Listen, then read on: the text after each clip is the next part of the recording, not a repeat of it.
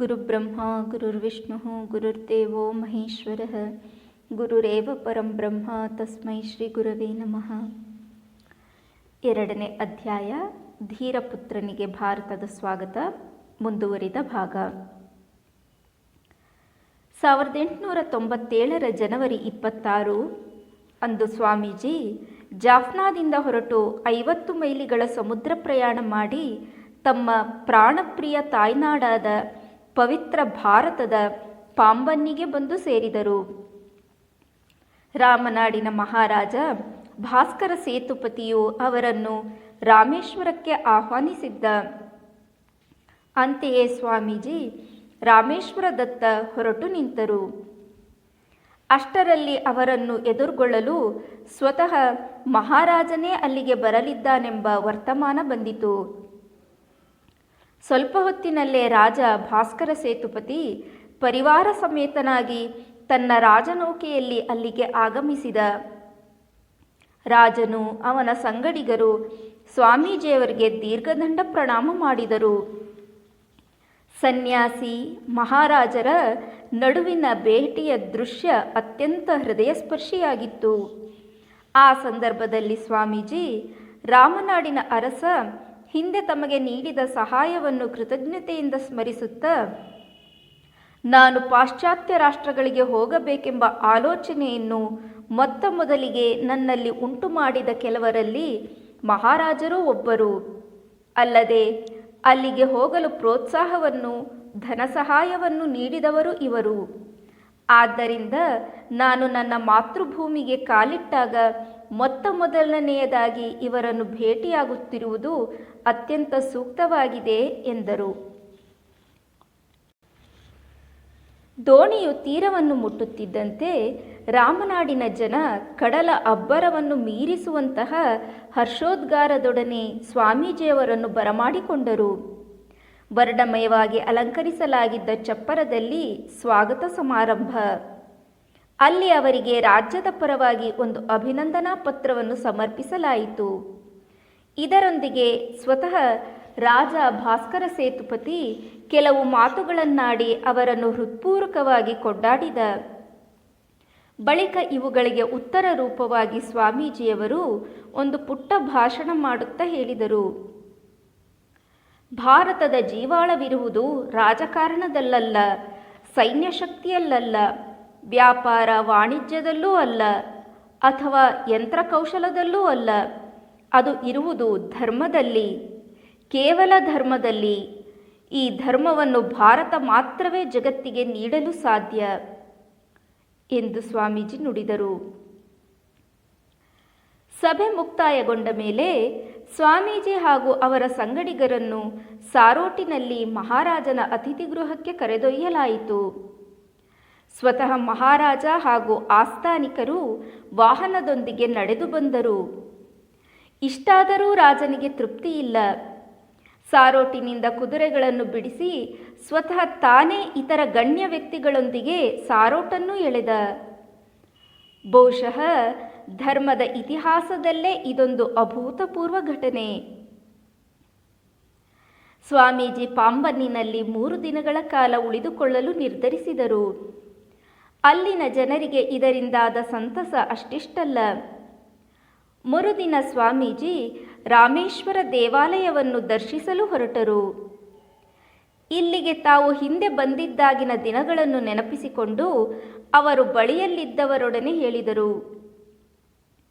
5 ವರ್ಷಗಳ ಹಿಂದೆ ಭಾರತ ಯಾತ್ರೆಯ ಕಡೆಯ ಹೆಜ್ಜೆಯಾಗಿ ನಾನಿಲ್ಲಿಗೆ ಬಂದಿದ್ದೆ. ಕಾಲ್ನಡಿಗೆಯ ಪ್ರಯಾಣದಿಂದ ಪಾದಗಳಲ್ಲಿ ಬೊಕ್ಕೆಗಳು, ಮೈಯಲ್ಲೆಲ್ಲ ಆಯಾಸ. ಆಗ ಯಾರಿಗೂ ನನ್ನ ಪರಿಚಯವಿರಲಿಲ್ಲ. ನಾನೊಬ್ಬ ಅನಾಮಧೇಯ ಪರಿವ್ರಾಜಕನಷ್ಟೇ. ಅಂದಿನ ಆ ಸ್ಥಿತಿಗೂ ಇಂದಿನ ಈ ಸ್ಥಿತಿಗೂ ಹೋಲಿಸಿ ನೋಡಿದಾಗ ಸ್ವಾಮೀಜಿಯವರ ಹೃದಯ ತುಂಬಿ ಬಂದಿತು. ದೇವಸ್ಥಾನದಲ್ಲಿ ಸ್ವಾಮೀಜಿಯವರ ಸ್ವಾಗತಕ್ಕಾಗಿ ವಿಜೃಂಭಣೆಯ ವ್ಯವಸ್ಥೆಯಾಗಿತ್ತು. ಅವರನ್ನು ಹೊತ್ತ ವಾಹನ ಸಮೀಪಿಸುತ್ತಲೇ ಆನೆ, ಒಂಟೆ, ಕುದುರೆಗಳಿಂದ ಕೂಡಿದ ಭಾರೀ ಮೆರವಣಿಗೆಯೊಂದು ದೇವಸ್ಥಾನದ ಕಡೆಯಿಂದ ಬಂದು ಅವರನ್ನು ಸ್ವಾಗತಿಸಿತು.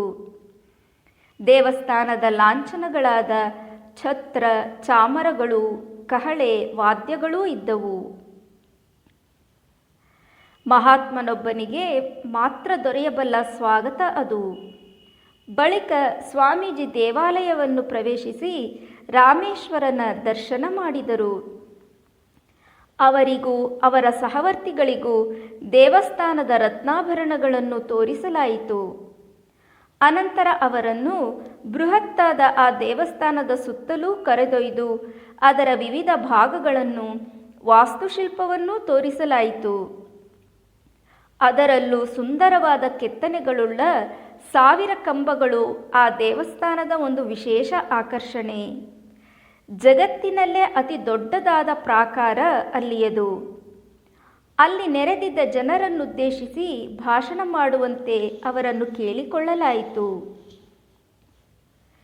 ರಾಮೇಶ್ವರದ ಆ ಪ್ರಸಿದ್ಧ ದೇವಾಲಯದ ಪವಿತ್ರ ಸ್ಥಳದಲ್ಲಿ ನಿಂತು ಮಾತನಾಡುತ್ತಾ ಸ್ವಾಮೀಜಿ ತೀರ್ಥಕ್ಷೇತ್ರಗಳ ಮಹತ್ವವನ್ನು ವಿವರಿಸಿದರು. ನಿಜವಾದ ಪೂಜೆಯ ಸ್ವರೂಪವನ್ನು ವಿಶ್ಲೇಷಿಸಿ ತಿಳಿಸಿದರು. ಬಳಿಕ ಸ್ಫೂರ್ತಿಭರಿತರಾಗಿ ನುಡಿದರು. ಶಿವನನ್ನು ಕೇವಲ ಮೂರ್ತಿಗಳಲ್ಲಿ ಮಾತ್ರ ಪೂಜಿಸಿದರೆ ಸಾಲದು. ಜೀವರಲ್ಲಿರುವ ಶಿವನನ್ನು, ಬಡವರಲ್ಲಿರುವ ಶಿವನನ್ನು, ದೀನ ದಲಿತರಲ್ಲಿರುವ ಶಿವನನ್ನು ಪೂಜಿಸಬೇಕು ಎಂದು. ಅವರ ಮಾತುಗಳನ್ನು ತಮಿಳಿಗೆ ಭಾಷಾಂತರಿಸಿ ಹೇಳಲಾಯಿತು. ಅವರ ಭಾಷಣದಿಂದ ರಾಮನಾಡಿನ ರಾಜ ಎಷ್ಟು ಪ್ರಭಾವಿತನಾದನೆಂದರೆ ಮರುದಿನವೇ ಅವನು ಸಾವಿರಾರು ಮಂದಿ ಬಡವರಿಗೆ ಅನ್ನದಾನ, ವಸ್ತ್ರದಾನಗಳನ್ನು ಮಾಡಿದ. ಒಬ್ಬ ರಾಜನ ಅಥವಾ ಶ್ರೀಮಂತನ ತಲೆ ಸರಿ ಮಾಡಿದರೆ ಅವನಿಂದ ಸಾವಿರಾರು ಜನ ಬದುಕಿಕೊಳ್ಳುತ್ತಾರೆ ಎಂಬ ಸ್ವಾಮೀಜಿಯವರ ಮಾತಿಗೆ ಇದೊಂದು ಉದಾಹರಣೆ. ಮಹಾರಾಜನು ಸ್ವಾಮೀಜಿಯವರನ್ನು ಪಾಂಬನ್ನಿನಿಂದ ತನ್ನ ರಾಜಧಾನಿಯಾದ ರಾಮನಾಡಿಗೆ ಕರೆತಂದ. ರಾಮನಾಡನ್ನು ತಲುಪಬೇಕಾದರೆ ದೊಡ್ಡ ಸರೋವರವೊಂದನ್ನು ದಾಟಿ ಬರಬೇಕು. ಸ್ವಾಮೀಜಿ ಹಾಗೂ ಅವರ ಸಂಗಡಿಗರು ರಾಜನೌಕೆಯಲ್ಲಿ ಈ ಸರೋವರವನ್ನು ಕ್ರಮಿಸಿ ತೀರವನ್ನು ಸಮೀಪಿಸುತ್ತಿದ್ದಂತೆ ಅವರ ಆಗಮನ ಸೂಚಕವಾಗಿ ಫಿರಂಗಿ ಮೊಳಗಿಸಲಾಯಿತು.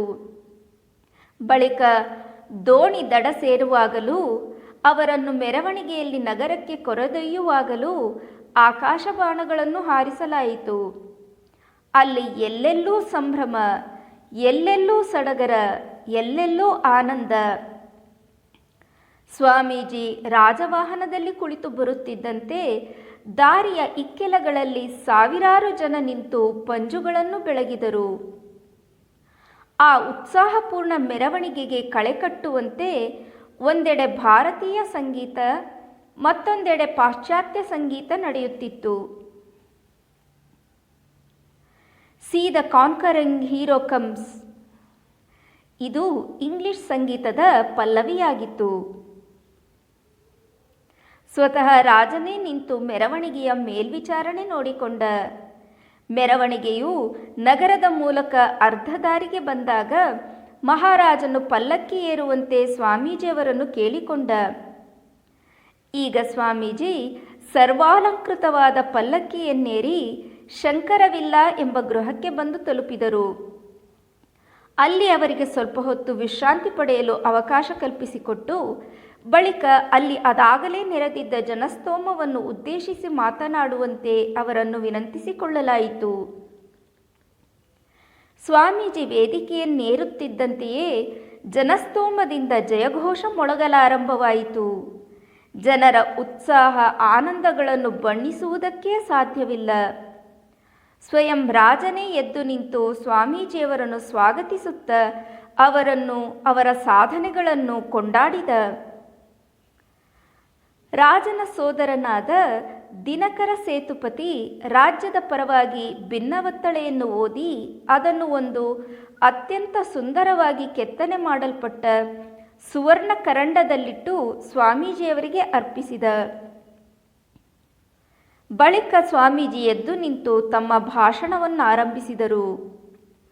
ಇದು ಭಾರತದ ಇತಿಹಾಸದಲ್ಲಿ ಸುವರ್ಣಾಕ್ಷರಗಳಿಂದ ಬರೆದಿಡಬೇಕಾದಂತಹ ಭಾಷಣ. ಈ ಭಾಷಣವನ್ನು ಸ್ವಾಮೀಜಿಯವರ ದೇವದುರ್ಲಭ ಕಂಠದಿಂದಲೇ ಕೇಳುವ ಭಾಗ್ಯ ನಮ್ಮ ಪಾಲಿಗಿಲ್ಲ. ಆದರೆ ಅದನ್ನು ಓದಿದರೂ ಕೂಡ ನಮ್ಮೊಳಗೆ ಸ್ಫೂರ್ತಿ ಚೈತನ್ಯ ಸಂಚಾರವಾಗುವುದರಲ್ಲಿ ಸಂದೇಹವಿಲ್ಲ. ಸ್ವಾಮೀಜಿ ತಮ್ಮ ಭಾಷಣವನ್ನು ಹೀಗೆ ಪ್ರಾರಂಭಿಸಿದರು. ಸುದೀರ್ಘ ರಾತ್ರಿ ಕಡೆಗಿಂದು ಕೊನೆಗಾಣುತ್ತಿದೆ. ಬಹುಕಾಲದ ಶೋಕತಾಪಗಳು ಕಡೆಗಿಂದು ಮಾಯವಾಗುತ್ತಿವೆ. ಇದುವರೆಗೆ ಶವದಂತೆ ಬಿದ್ದಿದ್ದ ಶರೀರವಿಂದು ಸಚೇತನವಾಗುತ್ತಿದೆ. ಅದೋ ಕಿವಿಗೊಟ್ಟು ಕೇಳಿ, ವಾಣಿಯೊಂದು ಕೇಳಿಬರುತ್ತಿದೆ. ಕಾಲಗರ್ಭದಾಳದಿಂದ ಹೊಮ್ಮಿ ಜ್ಞಾನ ಪ್ರೇಮ ಕರ್ಮಗಳೆಂಬ ಅನಂತ ಹಿಮಾಲಯ ಶಿಖರಗಳಿಂದ ಮರುದನಿಯಾಗಿ ಚಿಮ್ಮಿ ಬರಬರುತ್ತ ಪ್ರಬಲವಾಗಿ ಬಂದಂತೆಲ್ಲ ಅಪ್ರತಿಹತವಾಗಿ ಸುಸ್ಪಷ್ಟ ನಿನಾದವೊಂದು ಮೊಳಗುತ್ತಿದೆ. ಅಗೋ ನೋಡಿ, ನಿದ್ರಾಪರವಶವಾಗಿದ್ದ ಭಾರತವಿಂದು ಎಚ್ಚರಗೊಳ್ಳುತ್ತಿದೆ. ಹಿಮಾಲಯದಿಂದ ಬೀಸಿ ಬರುವ ತಂಗಾಳಿಯಂತೆ ನಿರ್ಜೀವವಾದಂತಿದ್ದ ಅಸ್ಥಿಮಾಂಸಗಳಿಗೆ ಜೀವದಾನ ಮಾಡುತ್ತಿದೆ. ಜಡನಿದ್ರೆಯನ್ನು ಹೊಡೆದೋಡಿಸುತ್ತಿದೆ. ಆದರಿದು ಕುರುಡರಿಗೆ ಕಾಣದು, ಕುಹಕಿಗಳಿಗೆ, ವಿಕೃತ ಬುದ್ಧಿಯವರಿಗೆ ಅರಿವಾಗದು. ಭಾರತಾಂಬೆ ಯುಗ ಯುಗಗಳ ನಿದ್ರೆಯಿಂದ ಮೇಲೇಳುತ್ತಿದ್ದಾಳೆ. ಇನ್ನಾಕೆ ನಿದ್ರಿಸುವುದಿಲ್ಲ. ಆಕೆಯನ್ನು ಯಾರೂ ತಡೆಯಬಲ್ಲವರಿಲ್ಲ. ಯಾವ ಬಾಹ್ಯ ಶಕ್ತಿಯೂ ಆಕೆಯನ್ನು ಕೆಳಗೊತ್ತಲಾರದು. ಏಕೆಂದರೆ ಅಗೋ ನೋಡಿ, ಮಹಾಕಾಳಿ ಮತ್ತೊಮ್ಮೆ ಎಚ್ಚೆತ್ತು ಮೈಕೊಡಹಿ ಉಸಿರೆಳೆದು ನಿಲ್ಲುತ್ತಿದ್ದಾಳೆ. ತಮ್ಮ ಭಾಷಣ ಮುಗಿದ ಬಳಿಕ ಸ್ವಾಮೀಜಿ ಅತ್ಯಂತ ವಿನೀತ ಭಾವದಿಂದ ತಮಗೆ ರಾಮನಾಡಿನ ರಾಜನು ಪ್ರಜೆಗಳು ತೋರಿದ ಆದರಕ್ಕಾಗಿ ಹೃತ್ಪೂರ್ವಕ ಕೃತಜ್ಞತೆಗಳನ್ನು ಸಲ್ಲಿಸಿದರು. ಅಲ್ಲದೆ ತಮ್ಮ ಸಾಧನೆಯು ಅತ್ಯಂತ ಗೌಣವಾದುದೆಂದು ಮತ್ತು ಅದರ ಕೀರ್ತಿಯೂ ಕೂಡ ತಮ್ಮನ್ನು ಅಮೆರಿಕೆಗೆ ಕಳಿಸಿಕೊಟ್ಟ ಮಹಾರಾಜರಿಗೂ ಮಹಾಜನತೆಗೂ ಸೇರಬೇಕಾದ್ದೆಂದು ಹೇಳಿದರು. ಧರ್ಮವೇ ಭಾರತದ ಜೀವಾಳ ಮತ್ತು ಸಮಸ್ತ ಜಗತ್ತಿಗೆ ಭಾರತವು ನೀಡಬೇಕಾದ ಕಾಣಿಕೆ ಎಂದರೆ ತನ್ನ ಧಾರ್ಮಿಕ ಆಧ್ಯಾತ್ಮಿಕ ಸಂಪತ್ತು ಎಂದು ಸ್ವಾಮೀಜಿ ಸಾರಿದರು. ನಾವು ಈ ಮಾತುಗಳ ಮಹತ್ವವನ್ನು, ಅವುಗಳ ಪರಿಣಾಮವನ್ನು ಅರಿಯಬೇಕಾದರೆ ಅಂದಿನ ಭಾರತದ ಚಿತ್ರವನ್ನು ಕಲ್ಪಿಸಿಕೊಳ್ಳಬೇಕಾಗುತ್ತದೆ. ಭಾರತೀಯರು ತಮ್ಮತನದಲ್ಲಿ, ತಮ್ಮ ಧರ್ಮದಲ್ಲಿ ಶ್ರದ್ಧೆಯನ್ನು ಸಂಪೂರ್ಣವಾಗಿ ಕಳೆದುಕೊಳ್ಳುತ್ತಿದ್ದ ಕಾಲ ಮತ್ತು ವಿದ್ಯಾವಂತರೆನ್ನಿಸಿಕೊಂಡವರು ಹಿಂದೂ ಶಾಸ್ತ್ರ ಗ್ರಂಥಗಳನ್ನು, ಆಚರಣೆಗಳನ್ನು, ಬಾಹ್ಯ ಪೂಜೆಗಳನ್ನು ನಿಂದಿಸಿ ನಿರ್ನಾಮಗೈಯಲು ಉದ್ಯುಕ್ತರಾಗಿದ್ದ ಕಾಲ ಅದು. ಅಂದು ಸ್ವಾಮೀಜಿ ತ್ಯಾಗವೇ ಹಿಂದೂ ಧರ್ಮವು ಸಾರುವ ಅತ್ಯುನ್ನತ ಆದರ್ಶ ಎಂದು ಘೋಷಿಸಿ, ಯಾವನು ಇದನ್ನು ಒಪ್ಪಲು ಸಿದ್ಧನಿಲ್ಲವೋ ಅವನೊಬ್ಬ ಮಿಥ್ಯಾವಾದಿ ಎಂದು ನುಡಿದರು. ಆದರೆ ಸ್ವಾಮೀಜಿ ಕೇವಲ ಒಬ್ಬ ಭಾವನಾ ಜೀವಿಯಲ್ಲ, ಕೇವಲ ಕನಸಿನಲ್ಲಿ ಗೋಪುರ ಕಟ್ಟುವವರಲ್ಲ. ಅವರು ಯಾವ ಅತ್ಯುನ್ನತ ಆದರ್ಶಗಳನ್ನು ಬೋಧಿಸಿದರೋ ಅವು ಅತ್ಯಂತ ಅನುಷ್ಠಾನಾತ್ಮಕವೆಂಬುದನ್ನು ತೋರಿಸಿಕೊಟ್ಟರು. ಹಿಂದೂಗಳೆಲ್ಲರ ಆದರ್ಶವು ತ್ಯಾಗ ಎಂದು ಸ್ವಾಮೀಜಿ ಸಾರಿದರಾದರೂ ಅದು ಎಷ್ಟರ ಮಟ್ಟಿಗೆ ಅನುಷ್ಠಾನ ಯೋಗ್ಯ ಮತ್ತು ಅದನ್ನು ಅನುಷ್ಠಾನಗೊಳಿಸುವುದು ಹೇಗೆ ಎಂಬುದನ್ನು ಅವರು ವಿಶದೀಕರಿಸದಿರಲಿಲ್ಲ. ಸ್ವಾಮೀಜಿ ಹೇಳಿದರು, ಇದೇ ತ್ಯಾಗವೇ ನಮ್ಮ ಆದರ್ಶ, ಇದೇ ನಮ್ಮ ಗುರಿ ಎಂದು ನಮಗೆ ತಿಳಿದಿದೆ. ಆದರೆ ಇದು ನಮಗೆ ಗೋಚರವಾಗುವುದು ಒಂದಷ್ಟು ಅನುಭವವಾದ ಮೇಲೆಯೇ. ನಾವೊಂದು ಮಗುವಿಗೆ ತ್ಯಾಗದ ಮಹತ್ವವನ್ನು ಮನಗಾಣಿಸಲಾರೆವು. ಏಕೆಂದರೆ ಮಕ್ಕಳು ಹುಟ್ಟ ಆಶಾವಾದಿಗಳು. ಮಗುವಿನ ಜೀವವಿರುವುದೇ ಅದರ ಇಂದ್ರಿಯಗಳಲ್ಲಿ. ಮಗುವಿನ ಪಾಲಿಗೆ ಜೀವನವೆಂದರೆ ಇಂದ್ರಿಯ ಸುಖ. ಆದ್ದರಿಂದ ಇಂತಹ ಶಿಶುಪ್ರಾಯರಾದವರು ಎಲ್ಲೆಡೆಗಳಲ್ಲೂ ಇದ್ದೇ ಇರುತ್ತಾರೆ. ಇವರಿಗೆ ಒಂದಷ್ಟು ಸುಖದ ಅನುಭವವಾಗಬೇಕು. ಅನಂತರ ಅವರಿಗೆ ಅದರ ಪೊಳ್ಳುತನದ ಅರಿವಾಗುತ್ತದೆ. ಆಗ ವಿರಕ್ತಿ ತಾನಾಗಿಯೇ ಬರುತ್ತದೆ. ಅಲ್ಲದೆ ಅಂಥವರಿಗಾಗಿ ನಮ್ಮ ಶಾಸ್ತ್ರ ಗ್ರಂಥಗಳಲ್ಲಿ ಸಾಕಷ್ಟು ಅವಕಾಶ ಕಲ್ಪಿಸಲಾಗಿದೆ. ಆದರೆ ದುರದೃಷ್ಟವಶಾತ್ ಬರಬರುತ್ತಾ ಏನಾಗಿದೆ ಎಂದರೆ ಸನ್ಯಾಸಿಗಳಿಗೆ ಮಾತ್ರ ಅನ್ವಯವಾಗುವ ನಿಯಮಗಳನ್ನು ಪ್ರತಿಯೊಬ್ಬನ ಮೇಲೂ ಹೇರುವ ಮನೋಭಾವ ಬೆಳೆದಿದೆ. ಇದೊಂದು ದೊಡ್ಡ ತಪ್ಪು. ಈ ತಪ್ಪು ಘಟಿಸಿರದಿದ್ದರೆ ಭರತಖಂಡದ ದುಃಖ ದಾರಿದ್ರ್ಯಗಳು ಎಷ್ಟೋ ಕಡಿಮೆಯಾಗುತ್ತಿದ್ದವು. ಒಬ್ಬ ನಿರ್ಗತಿಕನ ಜೀವನವು ಜಟಿಲವಾದ ನೈತಿಕ ಹಾಗೂ ಆಧ್ಯಾತ್ಮಿಕ ನಿಯಮಗಳಿಂದ ಬಿಗಿಯಲ್ಪಟ್ಟಿದೆ. ಅವುಗಳಿಂದೆಲ್ಲ ಅವನಿಗೆ ಏನೇನೂ ಪ್ರಯೋಜನವಿಲ್ಲ. ಛೇ, ಬಿಟ್ಟು ಬಿಡಿ ಅವನನ್ನು. ಪಾಪ, ಆ ಬಡವ ಸ್ವಲ್ಪ ಸುಖಪಡಲಿ, ಆಮೇಲೆ ಅವನು ತಾನಾಗಿಯೇ ಎಚ್ಚರಗೊಳ್ಳುತ್ತಾನೆ. ತ್ಯಾಗ ಮನೋಭಾವ ಅದಾಗಿಯೇ ಉಂಟಾಗುತ್ತದೆ. ಹೀಗೆ ನುಡಿದರು. ಭಾರತವು ಉಳಿದುಕೊಳ್ಳಬೇಕಾದರೆ ಅದು ತನ್ನ ಆಧ್ಯಾತ್ಮಿಕ ಸಂಪತ್ತನ್ನು ಕಾಯ್ದುಕೊಳ್ಳಲೇಬೇಕು ಎಂದು ಸ್ವಾಮೀಜಿ ಒತ್ತಿ ಹೇಳಿದರು. ತಮ್ಮ ಭಾಷಣವನ್ನು ಮುಕ್ತಾಯಗೊಳಿಸುತ್ತಾ ಅವರು ಹೀಗೆಂದರು: ನಮ್ಮ ಜನಾಂಗದ ಶ್ರೇಯಸ್ಸಿಗೆ ಇರುವುದೊಂದೇ ಮಾರ್ಗ. ನಮ್ಮ ಪೂರ್ವಿಕರು ನಮಗಿತ್ತ ಆಧ್ಯಾತ್ಮದ ಅನರ್ಘ್ಯ ನಿಧಿಯನ್ನು ಸಂರಕ್ಷಿಸಿಕೊಳ್ಳುವುದು. ನಿಮಗೆ ಅಧ್ಯಾತ್ಮದಲ್ಲಿ ನಂಬಿಕೆ ಇರಲಿ ಇಲ್ಲದಿರಲಿ, ನಮ್ಮ ರಾಷ್ಟ್ರದ ಹಿತಕ್ಕಾಗಿ ಅದನ್ನು ಉಳಿಸಿಕೊಂಡು ಅದರಂತೆ ನಡೆಯಬೇಕು. ಅನಂತರ ನೀವು ನಿಮ್ಮ ಮತ್ತೊಂದು ಕೈಯಿಂದ ಇತರ ರಾಷ್ಟ್ರಗಳಿಂದ ಏನನ್ನಾದರೂ ಪಡೆದುಕೊಳ್ಳಿ. ಆದರೆ ಅವೆಲ್ಲವೂ ನಿಮ್ಮ ಜನಾಂಗದ ಪ್ರಧಾನ ಆದರ್ಶಕ್ಕೆ ಅಧೀನವಾಗಿರಬೇಕು. ತನ್ಮೂಲಕ ಅದ್ಭುತವಾದ ಕೀರ್ತಿಶಾಲಿಯಾದ ಭವಿಷ್ಯ ಭಾರತ ಉದಿಸುತ್ತದೆ. ಅದು ಹಿಂದಿಗಿಂತ ಹೆಚ್ಚು ಭವ್ಯವಾಗಿರುತ್ತದೆ ಮತ್ತು ಅಂತಹ ಭಾರತವು ಉದಿಸುತ್ತಿದೆ ಎಂಬುದು ನನಗೆ ನಿಶ್ಚಯವಾಗಿದೆ. ಸೋದರರೇ, ನಾವೆಲ್ಲರೂ ಶ್ರಮವಹಿಸಿ ದುಡಿಯೋಣ. ನಿದ್ರೆಗಿದು ಸಮಯವಲ್ಲ. ನಮ್ಮ ಇಂದಿನ ಕಾರ್ಯದ ಮೇಲೆ ಭಾವಿ ಭಾರತ ನಿಂತಿದೆ. ಭಾರತಾಂಬೆ ನಮಗಾಗಿ ಕಾಯುತ್ತಿದ್ದಾಳೆ. ಅವಳು ಕೇವಲ ನಿದ್ರಿಸುತ್ತಿದ್ದಾಳೆ ಅಷ್ಟೇ. ಏಳಿ, ಎಚ್ಚರಗೊಳ್ಳಿ. ನಮ್ಮ ಭಾರತ ಮಾತೆಯು ಹಿಂದೆಂದಿಗಿಂತ ವೈಭವಯುತಳಾಗಿ, ಬಲಿಷ್ಠಳಾಗಿ, ಶೋಭಾಯಮಾನವಾದ ತನ್ನ ಸನಾತನ ಸಿಂಹಾಸನದ ಮೇಲೆ ವಿರಾಜಿಸುವುದನ್ನು ನೋಡಿ. ಭಗವದ್ಭಾವನೆಯು ನಮ್ಮೀ ಭಾರತ ಭೂಮಿಯಲ್ಲಿ ಬೆಳೆದಿರುವಷ್ಟು ಸ್ಪಷ್ಟವಾಗಿ ಬೇರೆಲ್ಲೂ ಬೆಳೆದಿಲ್ಲ. ಏಕೆಂದರೆ ಭಗವಂತನ ಕುರಿತಾದ ಕಲ್ಪನೆಯೇ ಇಲ್ಲಿನಂತೆ ಬೇರೆಲ್ಲೂ ಇಲ್ಲ. ಪರಮ ದಯಾಳುವಾದ ತಂದೆ, ತಾಯಿ, ಸಖನಾದ ನಮ್ಮ ಆತ್ಮದ ಆತ್ಮನಾದ ಈಶ್ವರನ ಭಾವನೆಯನ್ನು ನೀವು ಭಾರತದಲ್ಲಿ ಮಾತ್ರವೇ ಕಾಣಬಲ್ಲಿರಿ.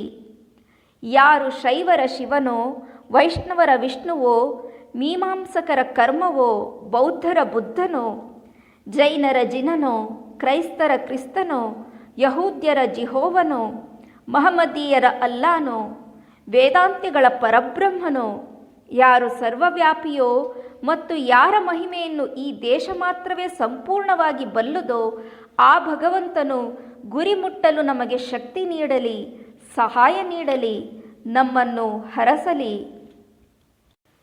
ಎಂದು ನುಡಿದರು.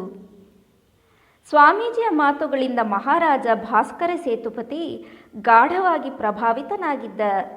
ಅಂದಿನ ಕಾರ್ಯಕ್ರಮದ ಮುಕ್ತಾಯದ ವೇಳೆಯಲ್ಲಿ ಅವನು ಸ್ವಾಮೀಜಿಯವರು ರಾಮನಾಡಿಗೆ ನೀಡಿದ ಭೇಟಿಯ ಸ್ಮರಣಾರ್ಥವಾಗಿ ಮದ್ರಾಸು ರಾಜ್ಯದ ಬರಗಾಲ ಪರಿಹಾರ ನಿಧಿಗೆ ವಂತಿಗೆ ಸಂಗ್ರಹಿಸಿ ನೀಡಲಾಗುವುದು ಎಂದು ಘೋಷಿಸಿದ. ರಾಮನಾಡಿನ ಸತ್ಕಾರವನ್ನು ಸ್ವೀಕರಿಸಿದ ಸ್ವಾಮೀಜಿ ತಮ್ಮ ಸಂಗಡಿಗರಾದ ಝೇವಿಯರ್ ದಂಪತಿಗಳು ಗುಡ್ವಿನ್ ಹಾಗೂ ಸ್ವಾಮಿ ನಿರಂಜನಾನಂದರೊಂದಿಗೆ ಉತ್ತರಾಭಿಮುಖವಾಗಿ ಪ್ರಯಾಣ ಮಾಡಿದರು.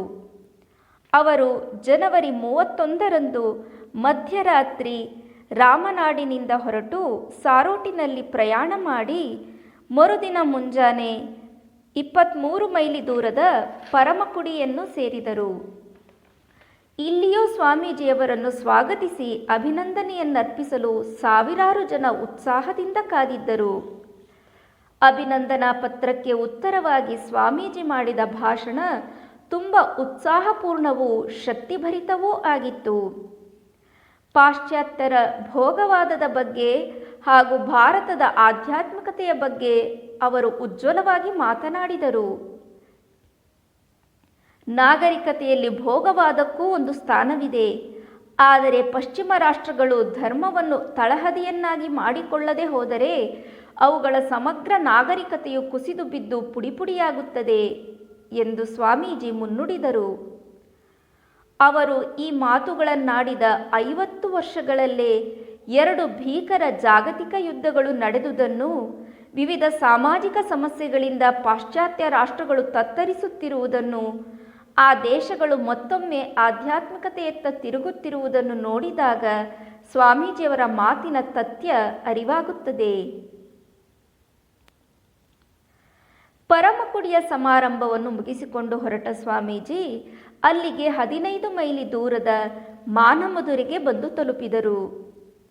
ಇಲ್ಲಿನ ಹಾಗೂ ಸಮೀಪದ ಶಿವಗಂಗೆಯ ಜನ ಅವರಿಗೆ ಒಂದಾದ ಮೇಲೊಂದು ತಂತಿ ಕಳಿಸುತ್ತಾ ತಮ್ಮಲ್ಲಿ ಕೆಲ ಸಮಯವನ್ನಾದರೂ ಕಳೆಯಬೇಕೆಂದು ಬಲಾತ್ಕರಿಸಿದರು. ಆದ್ದರಿಂದ ಸ್ವಾಮೀಜಿ ಇಲ್ಲಿ ಮತ್ತೆ ನಿಲ್ಲಬೇಕಾಯಿತು. ಸಾವಿರಾರು ಜನ ಕಿವಿಗಡಚಿಕ್ಕುವಂತೆ ಜಯಘೋಷ ಮಾಡುತ್ತಾ ಅವರನ್ನು ಸ್ವಾಗತಿಸಿದರು. ಇಲ್ಲಿ ಅವರಿಗೆ ಅರ್ಪಿಸಲಾದ ಭಿನ್ನವತ್ತಳೆಯಲ್ಲಿ ಪಾಶ್ಚಾತ್ಯ ಭೋಗವಾದವು ಭಾರತೀಯರ ಧಾರ್ಮಿಕ ಶ್ರದ್ಧೆಯನ್ನೆಲ್ಲ ಸಡಿಲಗೊಳಿಸಿ ಧರ್ಮವನ್ನೇ ನಾಶಗೊಳಿಸುತ್ತಿದೆ ಎಂದು ಹೇಳಲಾಗಿತ್ತು. ತಮ್ಮ ಉತ್ತರದಲ್ಲಿ ಅವರು ಈ ಬಗ್ಗೆ ಪ್ರಸ್ತಾಪಿಸಿ, ಅದು ಹಾಗೇನಾದರೂ ಇದ್ದಲ್ಲಿ ಅದಕ್ಕೆ ಹೊಣೆಗಾರರು ಭಾರತೀಯರೇ ಹೊರತು ಇತರರಲ್ಲ ಎಂದರು. ಹಿಂದೂಗಳ ಅತಿ ಮಡಿವಂತಿಕೆಯನ್ನು, ಅಡಿಗೆ ಮನೆಯ ಧರ್ಮವನ್ನು ಸ್ವಾಮೀಜಿ ಕಟುವಾಗಿ ಟೀಕಿಸಿದರು. ಅರ್ಥರಹಿತ ಚರ್ಚೆಗಳನ್ನು, ಅಸಂಬದ್ಧ ಹೋರಾಟಗಳನ್ನು ನಿಲ್ಲಿಸಿ ಉಪಯುಕ್ತವಾದ ಕಾರ್ಯದಲ್ಲಿ ತೊಡಗುವಂತೆ ಕರೆ ನೀಡಿದರು. ಪುರಾತನ ಮಹರ್ಷಿಗಳು ಬಿಟ್ಟು ಹೋಗಿರುವ ಭವ್ಯ ಪರಂಪರೆಯನ್ನು, ಅನಂತ ಜ್ಞಾನನಿಧಿಯನ್ನು ಉಳಿಸಿಕೊಳ್ಳಲು ಬೇಕಾದಂತಹ ಬುದ್ಧಿಶಕ್ತಿಯನ್ನು ಬೆಳೆಸಿಕೊಳ್ಳುವಂತೆ ಹೇಳಿದರು. ಇಂದು ಇಡೀ ಜಗತ್ತಿಗೆ ಈ ನಿಧಿ ಬೇಕಾಗಿದೆ. ಈ ನಿಧಿಯನ್ನು ಹಂಚಿಕೊಡದಿದ್ದರೆ ಜಗತ್ತು ನಿರ್ನಾಮವಾಗುತ್ತದೆ. ಅದನ್ನು ಹೊರತನ್ನಿ, ಹಂಚಿ, ಪ್ರಚಾರ ಮಾಡಿ ಎಂದು ಕರೆ ನೀಡಿದ ಸ್ವಾಮೀಜಿ ವ್ಯಾಸ ಮಹರ್ಷಿಗಳ ಮಾತನ್ನು ಉದ್ಧರಿಸಿದರು. ದಾನವೇ ಈ ಕಲಿಯುಗದಲ್ಲಿ ಜನರ ಧರ್ಮ. ದಾನಗಳಲ್ಲಿ ಆಧ್ಯಾತ್ಮಿಕತೆಯ ದಾನ ಸರ್ವಶ್ರೇಷ್ಠವಾದುದು. ತರುವಾಯ ಅಕ್ಷರ ವಿದ್ಯಾದಾನ, ಆಮೇಲೆ ಜೀವದಾನ ಮತ್ತು ಕಡೆಯದಾಗಿ ಅನ್ನದಾನ. ಭಾರತದಲ್ಲಿ ಅನ್ನದಾನ ಸಾಕಷ್ಟು ನಡೆದಿದೆ, ನಡೆಯುತ್ತಿದೆ ಎಂದ ಸ್ವಾಮೀಜಿಯವರು ಲೌಕಿಕ ಹಾಗೂ ಪಾರಲೌಕಿಕ ವಿದ್ಯಾದಾನಕ್ಕೆ ಪ್ರಾಮುಖ್ಯ ನೀಡುವಂತೆ ಜನರನ್ನು ಒತ್ತಾಯಿಸಿದರು. ಓಂ ಪ್ರಿಯತಾಂ ಪುಂಡರೀಕಾಕ್ಷಃ ಸರ್ವಯಜ್ಞೇಶ್ವರೋ ಹರಿಃ ತಸ್ಮಿನ್ ತುಷ್ಟೇ ಜಗತ್ತುಷ್ಟಂ ಪ್ರೀಣಿತೆ ಪ್ರೀಣಿತಂ ಜಗತ್. ಹರಿಃ ಓಂ ತತ್ಸತ್. ಶ್ರೀರಾಮಕೃಷ್ಣಾರ್ಪಣಮಸ್ತು.